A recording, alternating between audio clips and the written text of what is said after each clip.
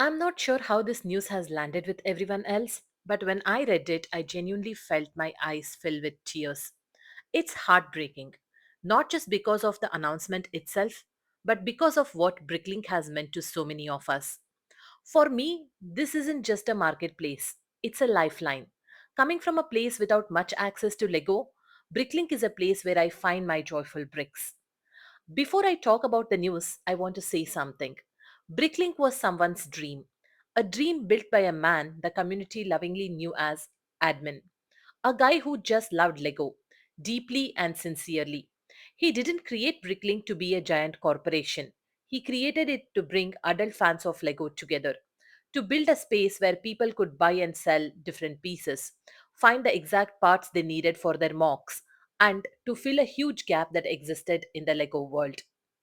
Dan, with his vision, made Lego accessible to millions of builders who had no access to Lego by launching his website in the year 2000. At first, it was just a small private website, a simple hand updated platform that slowly grew into an automated marketplace. Back then, it wasn't even called Bricklink, it was BrickBay, until its success made eBay uncomfortable, and the name had to change. In just a few years, Bricklink gained incredible momentum. But sadly, Dan's life was far too short. And in the middle of her own grief, his mother Eliska stepped in because thousands of people across the world relied on Bricklink. That's right, some even for their very livelihoods. In 2013, the platform was sold to NXMH, a Korean company. And in 2019, Lego themselves acquired it, saying that they wanted to strengthen their bond with adult fans of Lego. And now in 2025, Bricklink stands at its 25th anniversary. This is a platform built by a fan for fans, reaching an extraordinary milestone. I am saying all this because today, Lego's decision feels completely at odds with that legacy. And to make such a decision right before Christmas, a time when fans everywhere are preparing for the joy of building, feels especially disheartening.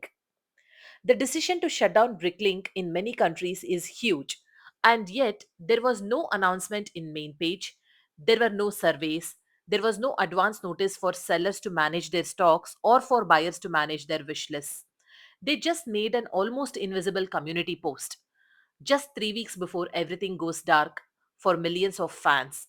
A post that says, "We have made a difficult decision to stop the marketplace in some areas." Hold on, some areas, as though they are talking about a few regions of a country, when in reality it's 35 entire countries. Countries with a combined population of over 2.5 billion people, which is more than 35% of the people on planet. It's just nuts. For many of us, this isn't just a website shutting down. This affects real lives. Real sellers, real collectors, real fans who finally had a way to access Lego in places where there are no official stores, no pub walls, no retired sets, nothing.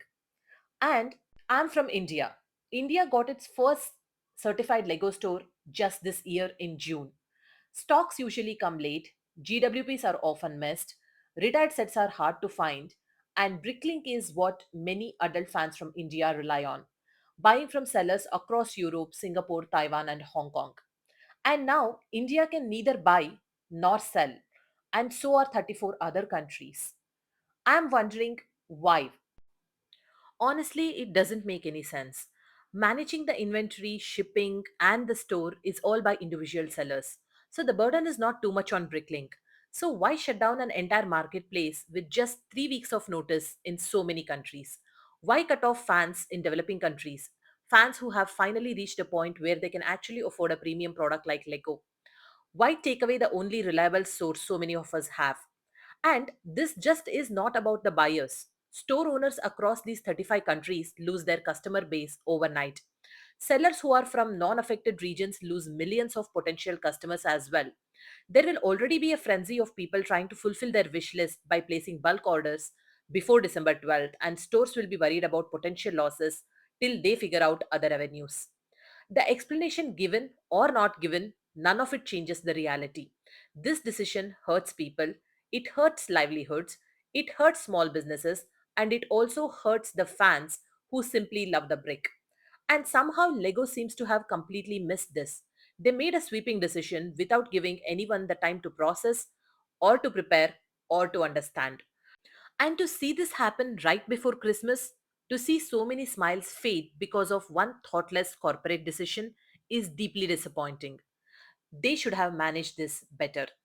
6 years ago, many adult fans of Lego were already speaking their minds, warning that by acquiring Bricklink, Lego risks killing the heart and soul of what Bricklink is. Today, sadly, that warning really hits hard, and Lego's recent decisions have made that warning a reality. Bricklink ran beautifully for over 2 decades. It connected adult fans across the world, especially in countries with no Lego stores or pub walls. It kept the community alive. It kept creativity accessible. And now, with just a short post, just few weeks before New Year, all of that is being taken away from so many fans. Lego, I'm truly disappointed. For millions of adult fans, for sellers, collectors, builders, this decision reshapes everything and probably may open new opportunities. And all we can do is hope someone listens and someone remembers the heart of why Bricklink was created in the first place. And here is a glimpse of Dan's thought from 1997, years before Bricklink officially became the platform we know today. I hope it resonates